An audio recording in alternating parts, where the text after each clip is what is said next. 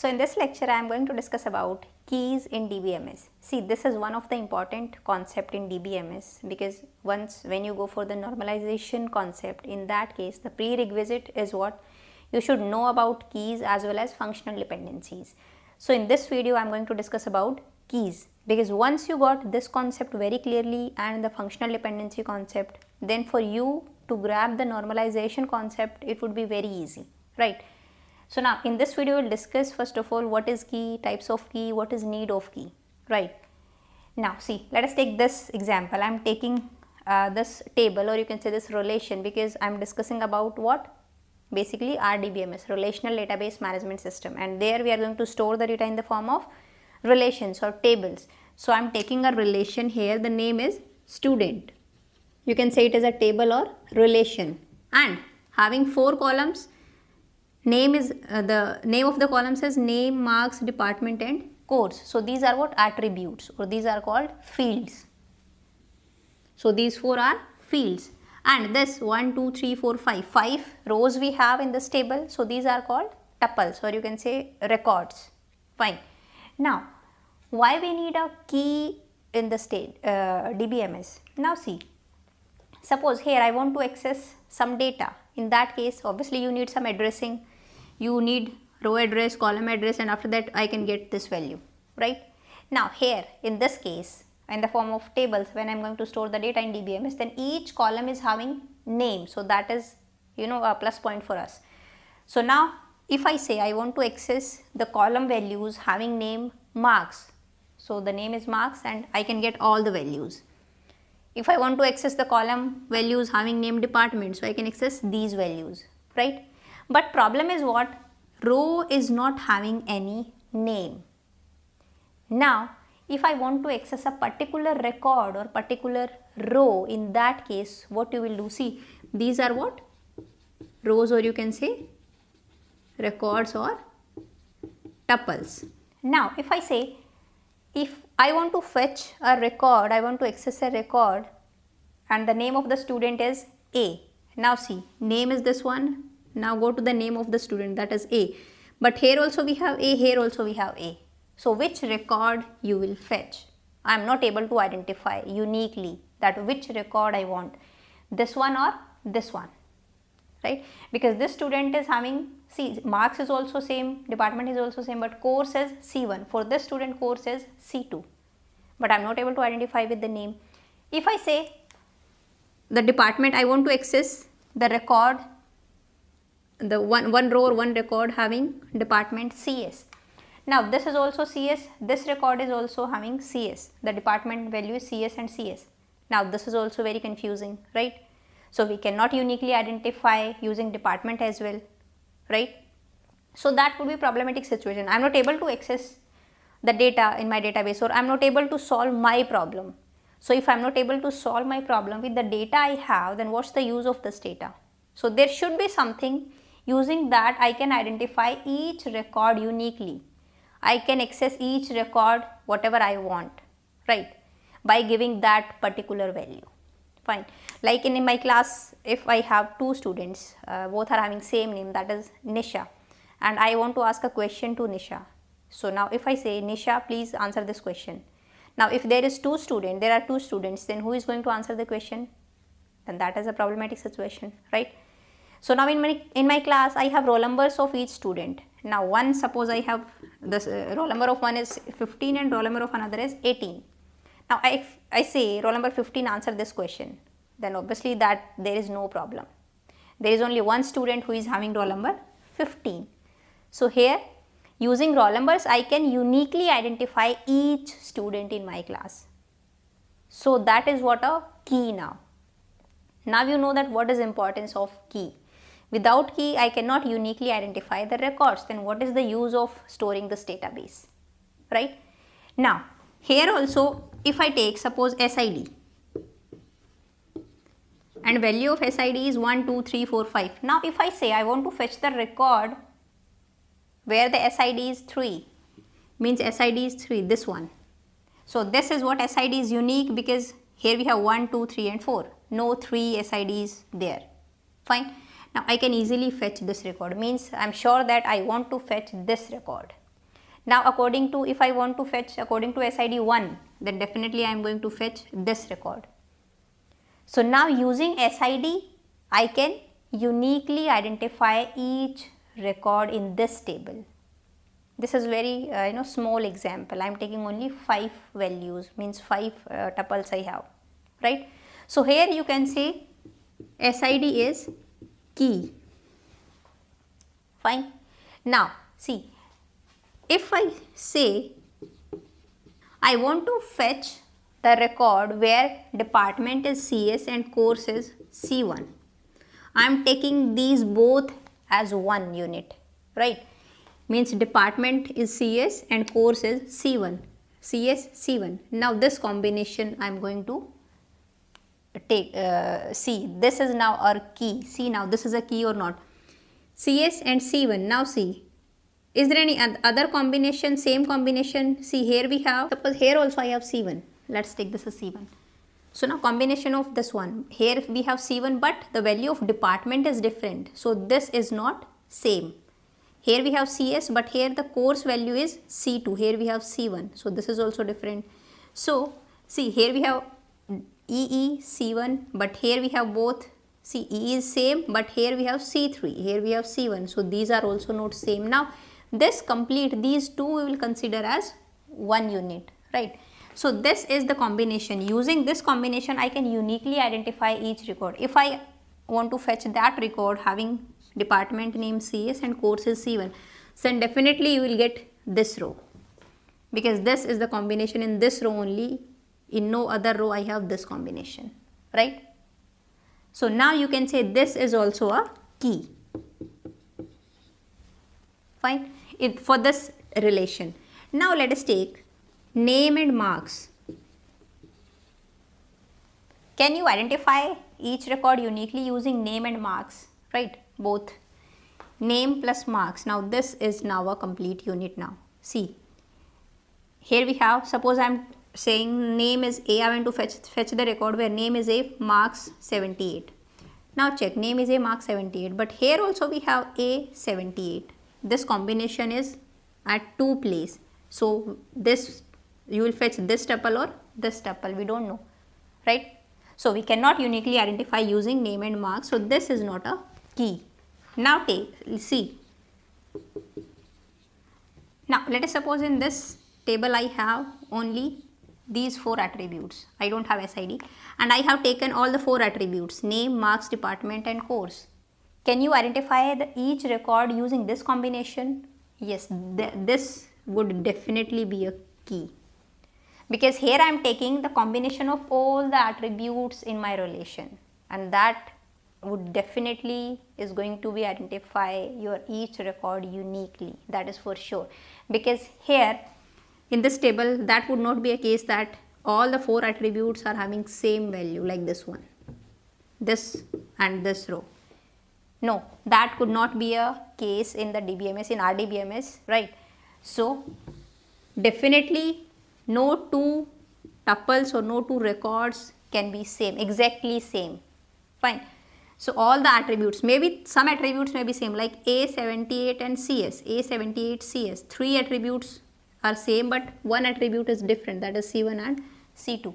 So definitely this would going to be a key, the combination of all the attributes in your relation. So now what is key? Can you define key? See, in key I can have 1 attribute as well. See, suppose here I have SID, then that is single attribute is also a key, and this is also a key.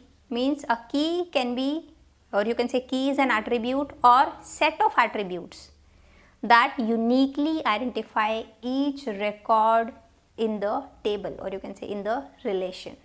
Fine. Now next is types of key. That is, first one is super key. Super key is nothing but it is a key, right? Interchangeably you can use the word key and super key. So here I can say the definition should be same. Super key or key, right? This thing I have discussed, this is, you can also consider it is a super key. So super key is also an attribute, or it can be set of attributes that uniquely identify each record of a relation. So this is simply, you can see, a super key. this rather than key you can write it is a super key. If you take SID here 1, 2, 3, 4, 5, this is also key as well as you can say it is a super key, right? This is also key as well as super key. So super key is having only one condition, that it should uniquely identify each record of a table. Now it may consider one attribute, it may consider 2, 3, 4 or all the attributes in a relation. Fine. Now here see, suppose I am taking SID. Now here SID is a super key. Yes, it can uniquely identify each records, right? Now if I take SID with S name, is it a super key, both SID plus S name? Definitely it would be a super key, because if only using the SID, see let us take one example. See, in my class using roll number I can identify each student, right? So if I say roll number 15, stand up. So obviously roll number 15, only one person is having roll number 15. Each student is having different roll number. Means I am here considering that roll number is a super key. Using roll number I can identify each student uniquely. Now if I say roll number 15 Nisha, stand up, that is also same thing. Using that thing also, obviously roll number plus name would all definitely identify each student uniquely, if roll number is identifying each student uniquely. So here with super key you can add any attribute and that would definitely a super key, right? So here if I say SID plus marks, that is also a super key, or SID name marks, that is also a super key, right? If SID is a super key. So now question for you is, you need to tell me name, marks, department, is this a super key or not, and marks, course and department, is this a super key or not? You can write down me in the comment box, right? I hope you got the concept of super key. If you got it, then you can easily answer these questions. Now one question may be, now how many maximum number of super keys possible in a relation, right? Now how you will find out this thing, maximum number of super key I am saying. Now for maximum, see, suppose this, let us take this example. In this I have 5 attributes, and in maximum case each attribute individually can be a super key. SID is also, name is also, marks, department, course, means 5 super keys are this one, right? So if I take only one attribute out of 5, 5C1. Now next is, if I take 2 attributes, that is also a super key. Maybe I take SID name, that is super key, SID marks, super key, SID department, super key, name marks, super key, marks department, super key, marks course, super key, this kind of thing, right? So out of 5, C 2, any 2 attributes, that is also super key. Now out of 5, any 3 you can choose and that is also super key, plus out of 5 any 4. Now next step maybe you can choose all 5, 5C 5. In that case only one key can be there if you choose all 5, because it's not like that this is one key, SID name, marks, department, course, and in another key you can write course, department, marks, name, SID, because in a set I have told you order does not matter. So now here calculate this one. What is this formula? N factorial upon R factorial n minus R factorial, right? I hope you can calculate this one. I am just writing down the value. 5C1 would be 5 plus this would be 10 plus this would be 10. 5 plus 5C5 would be 1. So total it is 31. So here maximum super key possible in this is 31. If attributes are 4, number of attributes are 4, in that case how you will calculate? Sorry, out of 4 you can choose 1, you can choose 2, you can choose 3 plus 5C4. Obviously we cannot write 4C5 because out of 4 I can choose at most 4. So now if you calculate this thing, then you will get 15. So in general, if maybe that question may be asked in, maybe in your Viva or in NET exam or GATE exam, how many super keys are possible in a relation having n attributes? So the answer would be 2 raised to power n minus 1. See, here n is 5, 2 raised to power 5, 32 minus 1, that is 31. When n is 4, 2 raised to power 4, 16 minus 1, that is 15. It's not 2 raised to power n minus 1, it's 2 raised to power n then minus 1. So maximum super key possible are 2 raised to power n minus 1, where n is number of attribute in a relation, right? So I hope you got the concept of super keys, and if I give you a table, then you can easily find out the super keys. So let us take one example. Now let us take this relation. 4 attributes are there and this is the value of ABCD. Now total number of super keys possible in this relation, right? In this relation, I am not asking maximum super key possible. I am asking in this relation super keys possible. And which are those super keys? See, I guess you can easily identify A is a super key because 1, 2, 3, 4, 5 the values are not repeated. Using A, I can easily uniquely identify each record, right? Now, I have told you if A is a super key, then if you write A, B, that would also be a super key, fine? Because already A is super key, so if you can combine it with B, then also you can easily identify each record, right? See, if name of two person is different, then name plus date of birth, that is also different, na? Right? But if name is same, both person are having same name, then name plus date of birth, that is not sure that that would be a super key, right? So now, I guess AC is also a super key, AD.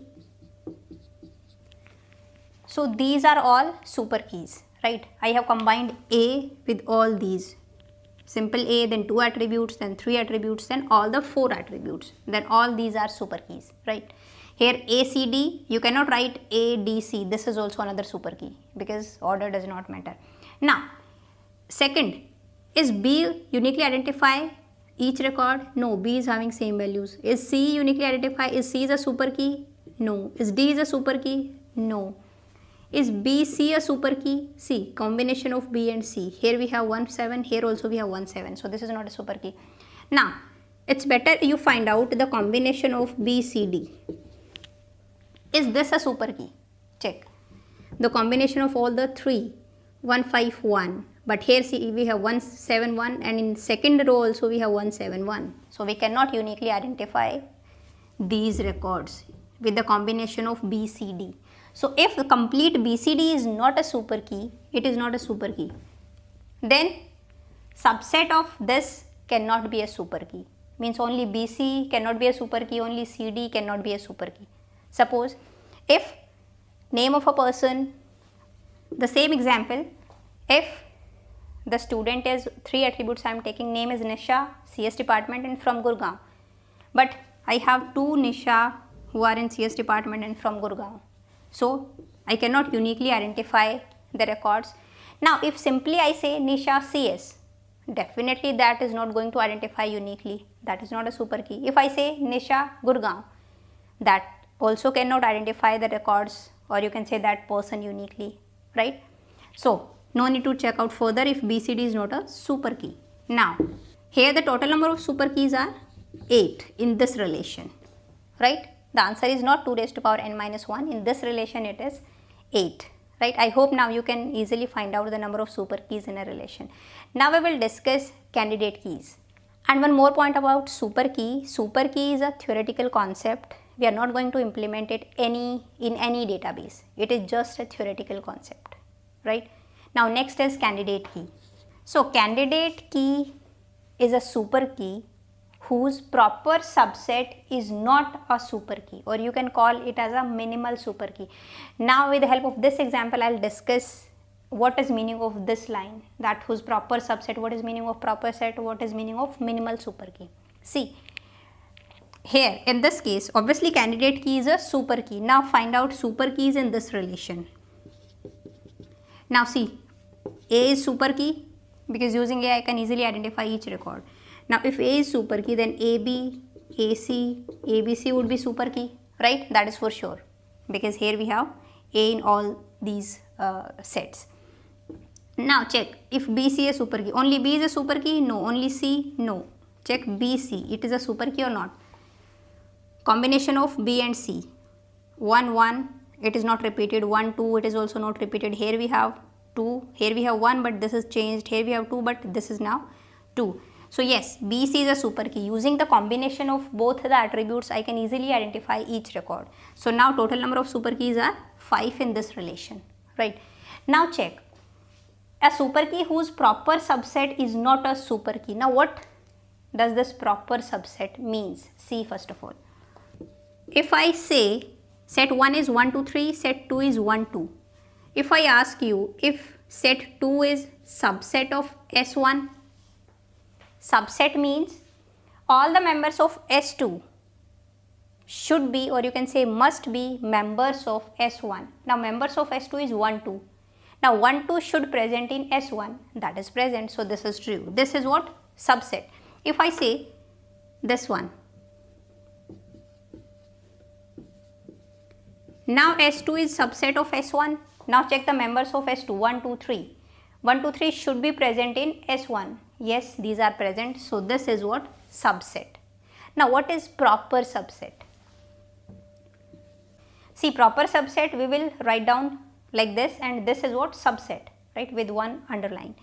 Now is S2 here proper subset of S1? It means, see, if S2 is proper subset of S1, it means S2 is first of all subset of S1, but S1 is not subset of S2. This should be a case. Now here check, is S2 proper subset of S1? First of all, S2, for this condition, these two conditions should be satisfied, must be satisfied, you can say. S2 is subset of S1 means S2 having members 1 and 2, and 1 and 2 are members of S1, so this condition is true in this case. Now check, is S1 subset of S2? This should not be a case here in proper subset. Now S1, the members of S1, 1 2 3 means 1 2 3, are 1 2 3 present in S2? No, it means this is also true. S1 is not subset of S2, but here S2 is subset of S1. So here you can say, now S2 is proper subset of S1. I hope you got my point. Now see, if I take here also 1 2 3. Now check, if S2 is proper subset of S1, check these conditions are satisfied or not. S2 should be, first of all, S2 should be subset of S1, means all the members of S2 should present in S1. Members of S2, 1 2 3, these are present in S1, so this condition is true. But here S1 should not be a subset of S2, means all the members of S1 should not be present in S2. Now members of S1, 1 2 3, but 1 2 3 are present in S2. So now this is not satisfied in this case. Now here you cannot say that S2 is proper subset of S1. I hope you got what is meaning of proper subset now. Fine. Now see, if I take here ABC, ABC is a super key. Yes. Check if it is a candidate key or not. First of all, find out, check the proper subset of this ABC. Here proper subset means, see here, if here we have 1 2, it means S2 is now proper subset of S1, right? If I have only 1, that is also proper subset of S1, but if I have 1 2 3 here, then that is not proper subset of S1, right? It means in proper subset we have one, means less elements than that subset, maybe 1 element less or 2 element less or something like this, right? We cannot say that 1 2 3 is proper subset of this one, but you can say 1 2 is a proper subset, 2 3 is proper subset, 1 is proper subset, right? This is the case. Now here the proper subset of ABC can be AB, BC or AC, right? As well as A, B and C. ABC cannot be proper subset, right? In proper subset, when we have less elements than that set, maybe 1 less element, 2 less elements, something like this, right? Now check whether the proper subset are super key or not. See, AB is super key, AC is also super key, A is also super key. So this cannot be a candidate key. The condition is super key whose proper subset is not a super key.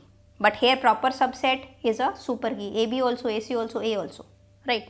Or maybe only one proper subset is a super key, that in that case also this would not be a super key, right?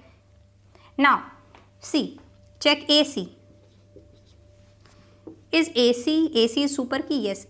Is AC a candidate key? Now proper subset of AC is what? A and C. Individually, one is A, one is C. AC we can't take in proper subset, right? Now here proper subset A is super key, so this cannot be a candidate key. Now check, is A is super key? Proper subset of this A, it is having only one attribute.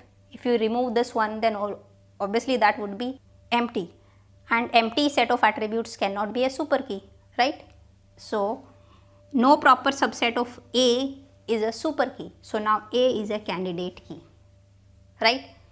Now check for BC. BC is a super key. Proper subset of BC is what? Proper subset of BC is what? One is B and one is C. Two proper subset are there. We cannot say BC, right?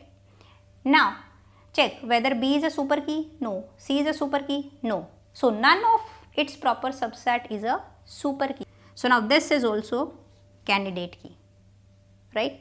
Out of these, for this relation, super key is this one and candidate keys are A and BC.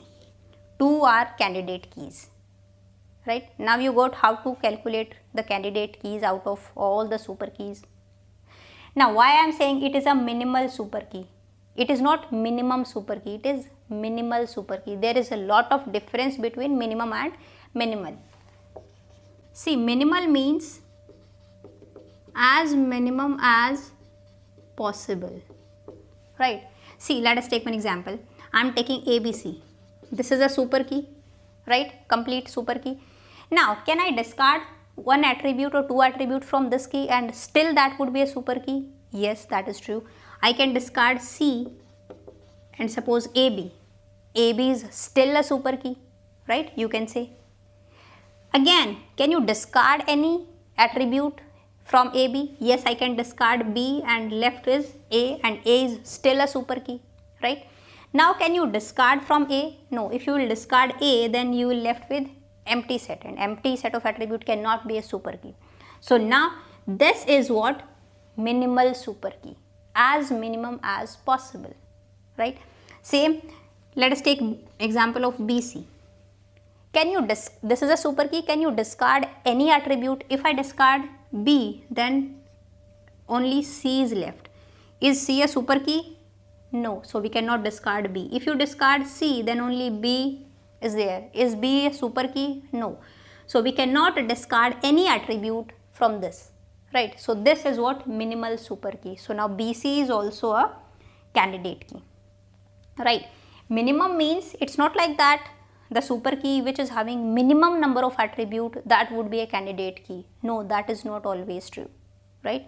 Because see, here A is having minimum number of attribute, but BC is also a candidate key. Although A is a candidate key, but BC is also a candidate key. So we cannot say minimum super key. Here you should say minimal super key.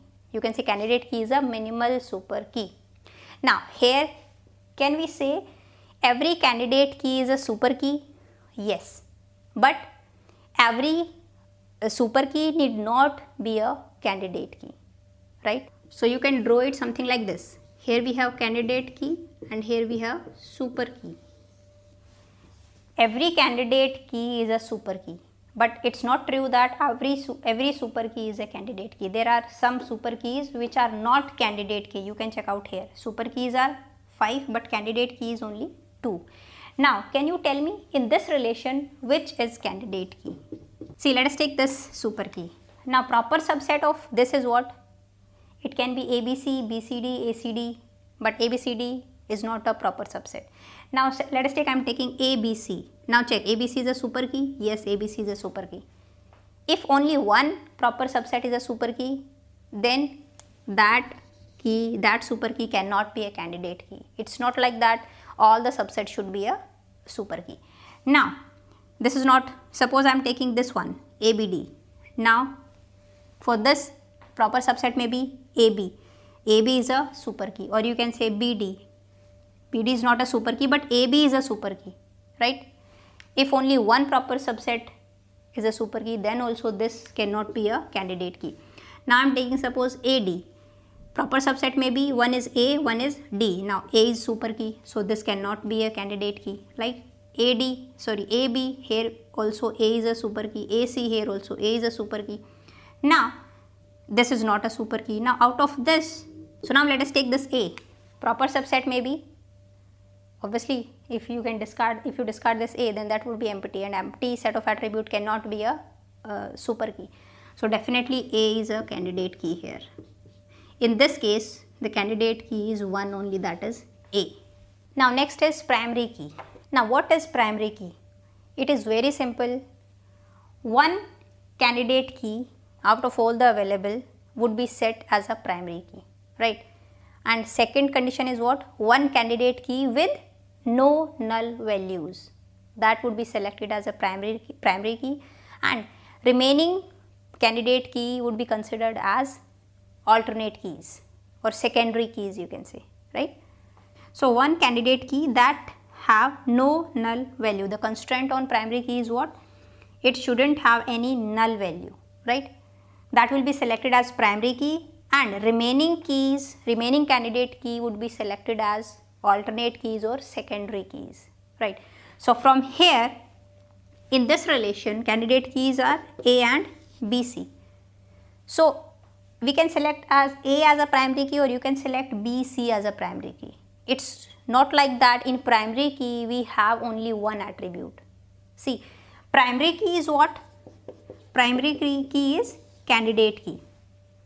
On candidate key, do we have any constraint that in candidate key we can have only one attribute? No. So that is why on primary key also we don't have any constraint that in primary key there should be only one attribute.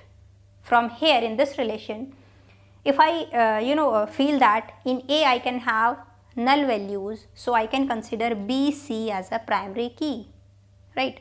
So now here, if I consider A as a primary key, so now A is primary key and secondary keys are BC, or you can say alternate key is BC only, fine. So now here you can say every relation can have more than one super key as well as more than one candidate key, but primary key must be only one, right? So I hope you got the concept of super key, primary key and candidate key. All these keys we are going to use in normalization, right? Foreign key we will discuss later. First of all, we will discuss normalization and functional dependencies. So you should know the concept of these keys, right? Now we are going to wrap up this one with the help of one example. Now this is the question for you. Suppose in a relation I have three attributes A, B, C, right? A is a candidate key, it is given, right? A is candidate key. Now you have to find out number of super keys. Now here you cannot say 2 raised to power n minus 1, right? I am not asking about maximum super keys.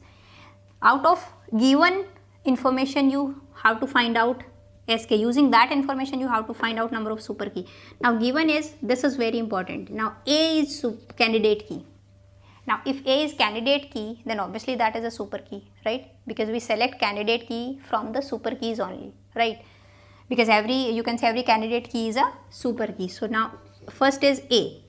A would be a super key. If A is super key, then I can combine it with any other attribute and that would definitely be a super key. So AB is also super key, AC is also super key, and ABC is also super key, right? Now is B a super key? No, because if B is a super key, then here I must have given that B is a candidate key, and that information is not available with us. I cannot say B is a super key or BC is a super key or C is a super key. So out of this information available, I can say that number of super keys are 4 for this relation. Now suppose it is given relation is this one and AC is candidate key. Now A is not candidate key. Question 2 is AC is candidate key. AC, both AC. Now find out super keys. Now definitely AC would be a super key, right? And if I combine AC with B, then that would also be a super key. Can I say A is a super key? No, that I cannot say, because AC is candidate key, not A is a candidate key. So I cannot say that A would be a super key. From this information that is given, super key can be AC and ACB now, or you can say ABC. 2 candidate key. Here we have 4 candidate key. Now this is question for you. Relation is having 4 attributes ABCD. Given is A is candidate key and D is candidate key. Now you have to find out the super keys. How many super keys and what are those super keys? You can write me down in the comment box, right? So now in the next video we will discuss what is functional dependency, and after that we will discuss normalization. So now I'll see you in the next video. Till then, bye bye, take care.